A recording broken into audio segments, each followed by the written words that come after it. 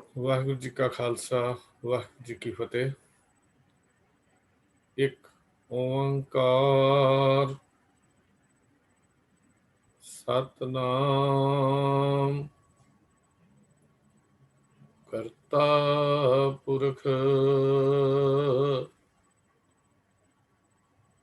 ਨਿਰਭਉ ਨਿਰਵੈਰ ਅਕਾਲ ਮੂਰਤ ਅਜੂਨੀ ਸੈਭੰ ਗੁਰ ਪ੍ਰਸਾਦ।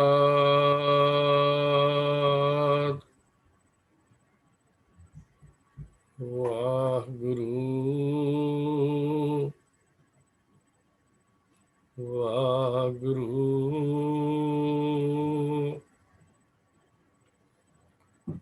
ਵਾਹਿਗੁਰੂ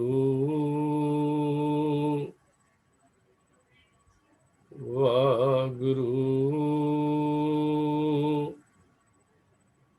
ਵਾਹਿਗੁਰੂ ਵਾਹਿਗੁਰੂ।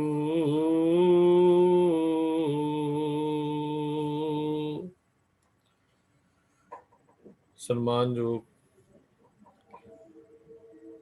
ਅੱਜ ਦੀ ਗੁਰਮਤਿ ਕਲਾਸ ਵਿੱਚ ਹਾਜ਼ਰੀ ਭਰ ਰਹੇ ਗੁਰੂ ਸਵਾਰਿਓ, ਆਪ ਸਾਰਿਆਂ ਨੂੰ ਜੀ ਆਇਆਂ। ਅਸੀਂ ਗੁਰੂ ਨਾਨਕ ਦੇਵ ਪਾਤਸ਼ਾਹ ਜੀ ਦੀ ਪਾਵਨ ਰਚਨਾ ਜਪ, ਜਿਹਨੂੰ ਸਤਿਕਾਰ ਨਾਲ ਅਸੀਂ ਜਪਜੀ ਸਾਹਿਬ ਵੀ ਆਖਦੇ ਹਾਂ, ਉਹਦੀ ਵਿਚਾਰ ਆਰੰਭ ਕੀਤੀ ਹੈ।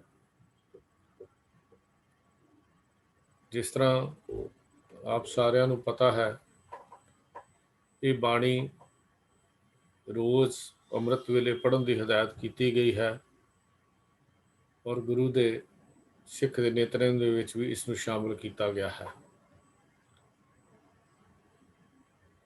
ਬਸ ਜਿਵੇਂ ਸ੍ਰੀ ਗੁਰੂ ਗ੍ਰੰਥ ਸਾਹਿਬ ਜੀ ਦੀ ਤਰਤੀਬ ਹੈ, ਕਿਸੇ ਵੀ ਸਿਰਲੇਖ ਦੀ ਸ਼ੁਰੂਆਤ ਤੋਂ ਪਹਿਲਾਂ ਉਸ ਵਾਹਿਗੁਰੂ ਦੀ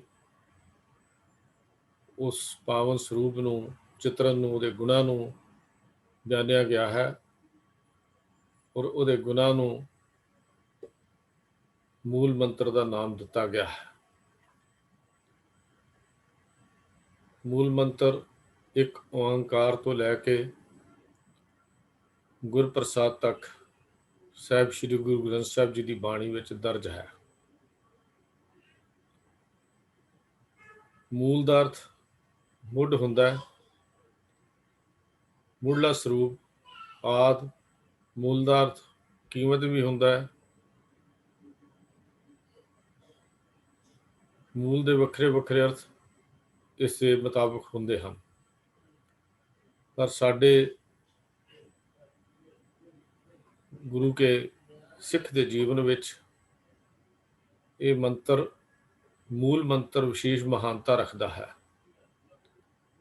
ਕਿਉਂਕਿ ਸਾਡੇ ਜੀਵਨ ਦਾ ਨਿਸ਼ਾਨਾ ਪ੍ਰਭੂ ਨਾਲ ਮਿਲਣਾ ਹੈ ਤੇ ਜਿਸ ਪ੍ਰਭੂ ਨਾਲ ਮਿਲਣਾ ਹੈ ਉਸ ਦੇ ਮੂਲ ਸਰੂਪ ਨੂੰ ਇਸ ਮੂਲ ਮੰਤਰ ਵਿੱਚ ਬਿਆਨ ਕੀਤਾ ਗਿਆ ਹੈ।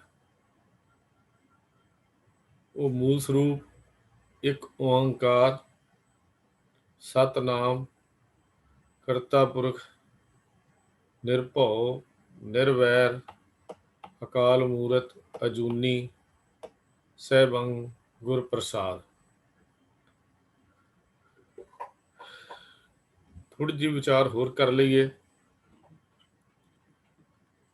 ਕਿ ਸਪਸ਼ਟ ਤੌਰ ਤੇ ਕੁਝ ਗੱਲਾਂ ਸਾਨੂੰ ਕਲੈਰਿਟੀ ਬੜੀ ਜ਼ਰੂਰੀ ਹੈ। ਸਪਸ਼ਟ ਤੌਰ ਤੇ ਖਾਲਸਾ ਪੰਥ ਅੰਦਰ, ਗੁਰੂ ਪੰਥ ਅੰਦਰ, ਸਿੱਖ ਰਹਿਤ ਮਰਿਆਦਾ ਅੰਦਰ, ਗੁਰੂ ਪੰਥ ਦੇ ਫੈਸਲਿਆਂ ਮੁਤਾਬਕ, ਸਤਿਗੁਰੂ ਗੁਰੂ ਗ੍ਰੰਥ ਸਾਹਿਬ ਜੀ ਦੀ ਅੰਦਰਲੀ ਤਰਤੀਬ ਦੇ ਮੁਤਾਬਕ ਇਹ ਗੱਲ ਸਪਸ਼ਟ ਹੋ ਜਾਂਦੀ ਹੈ ਕਿ ਮੂਲ ਮੰਤਰ ਦਾ ਸਰੂਪ ਇੱਕ ਓੰਕਾਰ ਤੋਂ ਲੈ ਕੇ ਗੁਰਪ੍ਰਸਾਦ ਤੱਕ ਹੈ। ਪਰ ਅਜੇ ਵੀ ਬਹੁਤ ਸਾਰੇ ਸੰਪਰਦਾਇ ਜੋ ਆਪੋ ਆਪਣਾ ਡੇਰੇ ਚਲਾਉਂਦੇ ਹਨ, ਉਹ ਇਸ ਵਿਚਾਰ ਨਾਲ ਸਹਿਮਤ ਨਹੀਂ ਹੁੰਦੇ। ਉਹ ਇੱਕ ਓਂਕਾਰ ਤੋਂ ਲੈ ਕੇ ਨਾਨਕ ਹੋਸੀ ਵੀ ਸੱਚ ਤੱਕ ਮੂਲ ਮੰਤਰ ਨੂੰ ਮੰਨਦੇ ਹਨ। ਔਰ ਉਹਨਾਂ ਦੀ ਦਲੀਲ ਬੜੀ, ਜਿਹੜੀ ਉਹ ਦਲੀਲ ਸਾਡੇ ਸਾਹਮਣੇ ਪੇਸ਼ ਕਰਦੇ ਨੇ, ਉਹ ਦੋ ਤਿੰਨ ਦਲੀਲਾਂ ਦਿੰਦੇ ਨੇ। ਇੱਕ ਦਲੀਲ ਦਿੰਦੇ ਹਨ ਕਿ ਹਰਿਮੰਦਰ ਸਾਹਿਬ ਜੋ ਉਹਨਾਂ ਦੀ ਦਲੀਲ ਹੈ, ਜਿਹਨੂੰ ਅਸੀਂ ਦਰਬਾਰ ਸਾਹਿਬ ਆਖਦੇ ਹਾਂ, ਸਾਨੂੰ ਦਰਬਾਰ ਸਾਹਿਬ ਹੀ ਨਾਮ ਨਾਲ ਪੁਕਾਰਨਾ ਚਾਹੀਦਾ ਹੈ। ਦਰਬਾਰ ਸਾਹਿਬ ਦੇ ਦਰਸ਼ਨੀ ਦਰਵਾਜ਼ੇ ਦੇ ਉੱਤੇ ਇਹ ਮੂਲ ਮੰਤਰ ਬਾਬਾ ਦੀਪ ਸਿੰਘ ਸ਼ਹੀਦ ਦਾ ਚੱਕਰ, ਜਿਹੜਾ ਕਿ ਅਕਾਲ ਤਖ਼ਤ ਸਾਹਿਬ ਅੰਮ੍ਰਿਤਸਰ ਵਿਖੇ ਮੌਜੂਦ ਹੈ, ਉਸ ਉੱਤੇ ਵੀ ਦਸਾਂ ਪਾਤਸ਼ਾਹੀਆਂ ਦੇ ਨਾਂ ਤੇ ਇੱਕ ਓਂਕਾਰ ਤੋਂ ਲੈ ਕੇ ਨਾਨਕ ਹੋਸੀ ਵੀ ਸੱਚ ਤੱਕ ਇਹ ਮੂਲ ਮੰਤਰ ਲਿਖਿਆ ਹੋਇਆ ਹੈ। ਉਹਨਾਂ ਦੀ ਦਲੀਲ ਹੈ। ਦੂਜੀ ਗੱਲ ਉਹ ਵੀ ਕਹਿੰਦੇ ਨੇ ਵੀ ਇੱਥੇ ਮੂਲ ਮੰਤਰ ਵਿੱਚ ਨਾਨਕ ਛਾਪ ਨਹੀਂ ਆਈ। ਜੇ ਨਾਨਕ ਛਾਪ ਮੋਹਰ ਇਹ ਗੱਲ ਸਿੱਧ ਕਰਦੀ ਹੈ ਕਿ ਮੂਲ ਮੰਤਰ ਉੱਥੇ ਤੱਕ ਹੈ ਜਿੱਥੇ ਜਾ ਕੇ ਨਾਨਕ ਛਾਪ ਜਾਂ ਨਾਨਕ ਲਿਖਿਆ ਮਿਲਦਾ ਹੈ। ਕਈ ਸੱਜਣ ਇਹ ਵੀ ਗੱਲ ਕਹਿੰਦੇ ਨੇ ਕਿ ਪੁਰਾਤਨ ਸਮੇਂ ਦੇ ਵਿੱਚ ਇਹਦਾ ਜਿਹੜਾ ਸਰੂਪ ਸੀ ਉਹ ਨਾਨਕ ਹੋਸੀ ਵੀ ਸੱਚ ਤੱਕ ਹੀ ਕਿਹਾ ਜਾਂਦਾ ਸੀ। ਹੁਣ ਆਪਾਂ ਥੋੜਾ ਜਿਹਾ ਇਹਦੀ ਗੱਲ ਕਰ ਲਈਏ ਵੀ ਗੱਲ ਠੀਕ ਹੈ ਕਿ ਦਰਬਾਰ ਸਾਹਿਬ ਦੇ ਦਰਸ਼ਨੀ ਦਰਵਾਜ਼ੇ ਦੇ ਉੱਤੇ ਜਾਂ ਬਾਬਾ ਦੀਪ ਸਿੰਘ ਜੀ ਦੇ ਚੱਕਰ ਦੇ ਉੱਤੇ ਇਹਦਾ ਸਰੂਪ ਲਿਖਿਆ ਹੋਇਆ ਹੈ, ਅੱਖਰ ਲਿਖੇ ਹੋਏ ਵੀ ਮਿਲਦੇ ਹਨ। ਹੋ ਸਕਦਾ ਹੋਰ ਵੀ ਕਈ ਧਾਰਮਿਕ ਸਥਾਨਾਂ ਤੇ ਇਸ ਤਰ੍ਹਾਂ ਹੀ ਲਿਖਿਆ ਹੋਇਆ ਮਿਲਦਾ ਵੀ ਹੋਵੇ, ਪਰ ਇਹ ਗੁਰੂ ਸਾਹਿਬਾਨ ਦੇ ਸਮੇਂ ਤੋਂ ਲਿਖਿਆ ਹੋਇਆ ਨਹੀਂ ਹੈ, ਜਿਹੜੀ ਗੱਲ ਸਮਝਣ ਵਾਲੀ ਹੈ। ਦਰਬਾਰ ਸਾਹਿਬ ਦੇ ਦਰਵਾਜ਼ੇ ਉੱਪਰ ਲਿਖੀ ਹੋਈ ਹੈ ਲਿਖਤ ਤਾਂ ਮਹਾਰਾਜਾ ਰਣਜੀਤ ਸਿੰਘ ਦੇ ਸਮੇਂ ਦੀ ਹੈ, ਪਰ ਇਸ ਉੱਪਰ ਸਿਰਲੇਖ ਵਜੋਂ ਕਿਤੇ ਵੀ ਮੂਲ ਮੰਤਰ ਨਹੀਂ ਲਿਖਿਆ। ਇਸ ਵਿੱਚ ਇਸ ਸਿਰਲੇਖ ਵਜੋਂ ਕਿਤੇ ਵੀ ਮੂਲ ਮੰਤਰ ਦਾ ਹਵਾਲਾ ਨਹੀਂ ਦਿੱਤਾ। ਇਹ ਗੱਲ ਇਸ ਕਰਕੇ ਵੀ ਨਹੀਂ ਮੰਨੀ ਜਾ ਸਕਦੀ ਕਿਉਂਕਿ ਹੋਰ ਪੁਰਾਤਨ ਅਸਥਾਨਾਂ ਤੇ ਜਾਂ ਗੁਰਦੁਆਰਿਆਂ ਵਿੱਚ ਗੁਰਬਾਣੀ ਤੇ ਲਿਖੇ ਹੋਏ ਕਈ ਤਰ੍ਹਾਂ ਦੇ ਸ਼ਬਦ ਮਿਲਦੇ ਹਨ। ਕਈ ਥਾਵਾਂ ਤੇ ਕੁਝ ਪੰਕਤੀਆਂ ਮਿਲਦੀਆਂ ਹਨ, ਕਈ ਥਾਵਾਂ ਤੇ ਕੁਝ ਹੋਰ ਮਿਲਦਾ ਹੈ, ਕਈ ਥਾਵਾਂ ਤੇ ਕੁਝ ਹੋਰ ਮਿਲਦਾ ਹੈ। ਤਾਂ ਮੂਲ ਮੰਤਰ ਦਾ ਜਿਹੜਾ ਸਰੂਪ ਭਾਈ ਗੁਰਦਾਸ ਜੀ ਦੀਆਂ ਵਾਰਾਂ ਵਿੱਚ ਸਪਸ਼ਟ ਕੀਤਾ ਗਿਆ, ਉਹ ਇੱਕ ਓਂਕਾਰ ਤੋਂ ਲੈ ਕੇ ਗੁਰਪ੍ਰਸਾਦ ਤੱਕ ਵੀ ਹੈ, ਔਰ ਕਿਤੇ ਜਿੱਥੇ ਨਾਨਕ ਹੋਸੀ ਵੀ ਸੱਚ ਤੱਕ ਉਹਨਾਂ ਨੇ ਇਹਦਾ ਜ਼ਿਕਰ ਕੀਤਾ ਹੈ। ਪਰ ਜੋ ਨਿਰਣਾ ਪੰਥ ਪ੍ਰਵਾਨਿਤ ਸਿੱਖ ਰਹਿਤ ਮਰਿਆਦਾ ਵਿੱਚ ਕੀਤਾ ਗਿਆ, ਪੰਥ ਵੱਲੋਂ ਫੈਸਲਾ ਕੀਤਾ ਗਿਆ, ਔਰ ਜੋ ਸ੍ਰੀ ਗੁਰੂ ਗ੍ਰੰਥ ਸਾਹਿਬ ਜੀ ਦੀ ਲਿਖਤ ਸਾਨੂੰ ਦੱਸਦੀ ਹੈ, ਉੱਥੋਂ ਇਹ ਗੱਲ ਬੜੀ ਸਪਸ਼ਟ ਹੋ ਜਾਂਦੀ ਹੈ ਕਿ ਇਹ ਮੂਲ ਮੰਤਰ ਦਾ ਸਰੂਪ ਜਿਹੜਾ ਹੈ ਉਹ ਇੱਕ ਓਂਕਾਰ ਤੋਂ ਲੈ ਕੇ ਗੁਰਪ੍ਰਸਾਦ ਤੱਕ ਹੈ। ਦੂਸਰਾ ਜਿਹੜਾ ਇਤਰਾਜ਼ ਕੀਤਾ ਜਾਂਦਾ ਹੈ ਕਿ ਇਹਦੇ ਵਿੱਚ ਨਾਨਕ ਸ਼ਬਦ ਦੀ ਵਰਤੋਂ ਨਹੀਂ ਹੋਈ। ਬੇਨਤੀ ਹੈ ਕਿ ਮੰਤਰ ਵਿੱਚ ਕਰਤੇ ਦੀ ਛਾਪ ਦਾ ਹੋਣਾ ਜ਼ਰੂਰੀ ਨਹੀਂ ਹੁੰਦਾ, ਕਿਉਂਕਿ ਮੰਤਰ ਜਿੰਨਾ ਛੋਟਾ ਹੋਵੇ ਉਨਾ ਹੀ ਉਹਨੂੰ ਦ੍ਰਿੜ ਕਰਨਾ ਸੌਖਾ ਹੁੰਦਾ ਹੈ। ਹੋਰ ਮੰਤਰਾਂ ਦੇ ਧਰਮਾਂ ਦੇ ਮੰਤਰਾਂ ਦੇ ਵਿੱਚ ਵੀ ਇਹ ਨਿਯਮ ਰੱਖਿਆ ਗਿਆ ਹੈ ਵੀ ਜ਼ਰੂਰੀ ਨਹੀਂ ਹੈ ਕਿ ਮੰਤਰ ਦੇ ਅੰਤ ਵਿੱਚ ਨਾਨਕ ਸ਼ਬਦ ਦੀ ਵਰਤੋਂ ਜਿਹੜੀ ਸੀ ਕੀਤੀ ਜਾਂਦੀ। ਤੇ ਸ੍ਰੀ ਗੁਰੂ ਗ੍ਰੰਥ ਸਾਹਿਬ ਵਿੱਚ ਅਜਿਹੇ ਸ਼ਬਦ ਹਨ ਜਿਨ੍ਹਾਂ ਦੇ ਅੰਦਰ ਅੰਤ ਵਿੱਚ ਨਾਨਕ ਸ਼ਬਦ ਨਹੀਂ ਆਇਆ। ਕੀ ਉਹਨਾਂ ਸ਼ਬਦਾਂ ਨੂੰ ਅੱਗੇ ਆਉਣ ਨਾਲ ਨਾਨਕ ਪਦ ਨਾਲ ਜੋੜਨ ਦੀ ਆਗਿਆ ਮਿਲ ਸਕਦੀ ਹੈ? ਨਹੀਂ ਮਿਲ ਸਕਦੀ। ਕੋਈ ਸਿੱਖ ਵੀ ਇਸ ਗੱਲ ਨਾਲ ਸਹਿਮਤੀ ਨਹੀਂ ਪ੍ਰਗਟਾਉਂਦਾ। ਕਈ ਸ਼ਬਦ ਐਸੇ ਆਉਂਦੇ ਹਨ ਜਿਨ੍ਹਾਂ ਵਿੱਚ ਨਾਨਕ ਸ਼ਬਦ ਦੀ ਵਰਤੋਂ ਨਹੀਂ ਹੋਈ। ਇਸ ਲਈ ਸ੍ਰੀ ਗੁਰੂ ਗ੍ਰੰਥ ਸਾਹਿਬ ਵਿੱਚ ਜਿੰਨੀ ਵੀ ਬਾਣੀ ਦਰਜ ਹੈ, ਉਹ ਬਾਣੀ ਭਾਵੇਂ ਭਗਤਾਂ ਦੀ ਹੈ, ਭਾਵੇਂ ਭੱਟਾਂ ਦੀ ਹੈ, ਭਾਵੇਂ ਗੁਰੂਆਂ ਦੀ ਹੈ, ਤੇ ਭਾਵੇਂ ਕਿਸੇ ਸ਼ਬਦ ਦੇ ਅੰਦਰ ਨਾਨਕ ਨਾਮ ਦੀ ਕਿਤੇ ਵਰਤੋਂ ਛਾਪ ਜਾਂ ਨਹੀਂ ਵੀ ਮਿਲਦੀ, ਤਾਂ ਫਿਰ ਇਹ ਸਾਰੀ ਬਾਣੀ ਨੂੰ ਪਰਮਾਨਿਕ ਬਾਣੀ ਹੀ ਮੰਨਿਆ ਜਾਂਦਾ ਹੈ। ਇਸ ਨੂੰ ਗੁਰੂ ਮੰਨ ਕੇ ਹੀ ਅਸੀਂ ਆਪਣਾ ਸੀਸ ਰੋਜ਼ ਝੁਕਾਉਂਦੇ ਹਾਂ। ਤੋ ਸਾਹਿਬ ਸ੍ਰੀ ਗੁਰੂ ਗ੍ਰੰਥ ਸਾਹਿਬ ਜੀ ਸਾਡੇ ਜਾਗਤ ਜੋਤ ਗੁਰੂ ਹਨ। ਉਹਨਾਂ ਦੇ ਗੱਲ ਤੋਂ, ਉਹਨਾਂ ਦੇ ਲਿਖਤ ਤੋਂ, ਗੁਰੂ ਅਰਜਨ ਦੇਵ ਪਾਤਸ਼ਾਹ ਜੀ ਦੇ ਸੰਪਾਦਨਾ ਤੋਂ ਇਹ ਗੱਲ ਬੜੀ ਸਪਸ਼ਟ ਹੋ ਜਾਂਦੀ ਹੈ ਕਿ ਇਹ ਮੂਲ ਮੰਤਰ ਇੱਕ ਓੰਕਾਰ ਤੋਂ ਲੈ ਕੇ ਗੁਰਪ੍ਰਸਾਦ ਤੱਕ ਹੈ। तो कल ਦੀ ਵਿਚਾਰ ਤੋਂ ਬਾਅਦ ਇੱਕ ਵਿਚਾਰ ਹੋਰ ਆਈ ਸੀ, ਉਹ ਸੀ ਬੀਜ ਮੰਤਰ ਜਾਂ ਗੁਰ ਮੰਤਰ ਜਾਂ ਮੂਲ ਮੰਤਰ। ਜੋ ਬੀਜ ਮੰਤਰ ਦੇ ਅਰਥ ਪ੍ਰੋਫੈਸਰ ਸਾਹਿਬ ਸਿੰਘ ਜੀ ਨੇ ਗੁਰੂ ਗ੍ਰੰਥ ਸਾਹਿਬ ਦਰਪਨ ਵਿੱਚ ਕੀਤੇ ਹਨ, ਉਹ ਮੂਲ ਮੰਤਰ ਕੀਤੇ ਹਨ। ਭਾਈ ਕਾਹਨ ਸਿੰਘ ਨਾਭਾ ਨੇ ਮਹਾਨ ਕੋਸ਼ ਵਿੱਚ ਦੇ ਅਰਥ ਮੂਲ ਮੰਤਰ ਕੀਤੇ ਹਨ। ਉਹ ਕਿਉਂ ਕੀਤੇ ਹਨ? ਦਲੀਲ ਬੜੀ ਸਪਸ਼ਟ ਹੈ ਕਿ ਬੀਜ ਕਿਸੇ ਚੀਜ਼ ਲਈ ਜ਼ਰੂਰੀ ਹੈ, ਕਿਸੇ ਚੀਜ਼ ਦੇ ਉੱਗਣ ਲਈ। ਤੇ ਮੂਲ ਦਾ ਅਰਥ ਵੀ ਮੁੱਢ ਹੁੰਦਾ ਹੈ। ਮੁੱਢ ਤੇ ਬੀਜ ਇੱਕੋ ਚੀਜ਼ ਹਨ। ਇਸ ਵਾਸਤੇ ਮੂਲ ਮੰਤਰ ਜਾਂ ਬੀਜ ਮੰਤਰ ਨੂੰ ਵੱਖਰਾ ਵੱਖਰਾ ਬਿਆਨ ਨਾ ਪ੍ਰੋਫੈਸਰ ਸਾਹਿਬ ਸਿੰਘ ਜੀ ਨੇ ਗੁਰੂ ਗ੍ਰੰਥ ਸਾਹਿਬ ਦਰਪਨ ਵਿੱਚ ਕੀਤਾ, ਨਾ ਹੀ ਭਾਈ ਕਾਹਨ ਸਿੰਘ ਨਾਭਾ ਨੇ ਮਹਾਨ ਕੋਸ਼ ਵਿੱਚ ਕੀਤਾ, ਤੇ ਨਾ ਹੀ ਪ੍ਰੋਫੈਸਰ ਹਰਬੰਸ ਸਿੰਘ ਜੀ ਨੇ ਆਪਣੇ ਸਟੀਕ ਦੇ ਵਿੱਚ ਕਿਤੇ ਕੀਤਾ ਹੈ। ਤੋ ਜੋ ਸਮਝ ਬਣਦੀ ਹੈ ਕਿ ਬੀਜ ਮੰਤਰ ਜਾਂ ਮੂਲ ਮੰਤਰ ਦਾ ਜੋ ਬੀਜ ਇੱਕੋ ਸ਼ਬਦ ਲਈ ਇਹ ਵਰਤੇ ਗਏ ਹਨ, ਜਿਹਦਾ ਪੂਰਾ ਸਰੂਪ ਇੱਕ ਓੰਕਾਰ ਤੋਂ ਲੈ ਕੇ ਗੁਰਪ੍ਰਸਾਦ ਤੱਕ ਹੈ। ਤੋ ਜੋ ਸਮਝ ਬਣਦੀ ਹੈ। ਤੋ ਅੱਜ ਅਸੀਂ ਅੱਗੇ ਸ਼ੁਰੂ ਕਰਦੇ ਹਾਂ। ਅੱਗੇ ਜਪ ਲਫ਼ਜ਼ ਆਉਂਦਾ ਹੈ। ਜਪ ਦਾ ਸ਼ੁੱਧ ਉਚਾਰਨ ਜਾਪੀ ਹੈ। ਪੱਪੇ ਥੱਲੇ ਲੱਗਿਆ ਹੋਇਆ ਔਂਕੜ ਉਚਾਰਨ ਨਹੀਂ ਹੁੰਦਾ, ਕਿਉਂਕਿ ਇਹ ਬਾਣੀ ਜਿਹੜੀ ਹੈ ਇਹ ਇੱਕ ਬਚਨ ਪੁਲਿੰਗ ਨਾਉਨ ਦਾ ਪ੍ਰਤੀਕ ਹੈ। ਜਪ ਨਾਉਨ ਹੈ, ਨਾਮ ਹੈ। ਇੱਥੋਂ ਵੀ ਗੱਲ ਸਪਸ਼ਟ ਹੁੰਦੀ ਹੈ ਵੀ ਇਹ ਜਪ ਨਾਮ ਹੈ।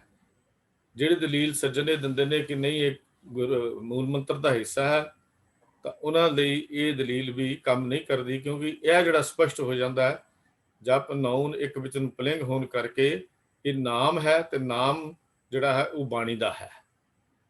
ਜਿਹੜੀ ਬਾਣੀ ਗੁਰੂ ਪਾਤਸ਼ਾਹ ਜੀ ਨੇ ਦਰਜ ਕੀਤੀ ਉਹਦਾ ਨਾਮ ਗੁਰੂ ਜੀ ਨੇ ਜਪ ਰੱਖਿਆ। ਤੋ ਜਪ ਸ਼ਬਦ ਦੇ ਅਰਥ ਜਿਹੜੇ ਹਨ ਬੜੇ ਸਪਸ਼ਟ ਹਨ।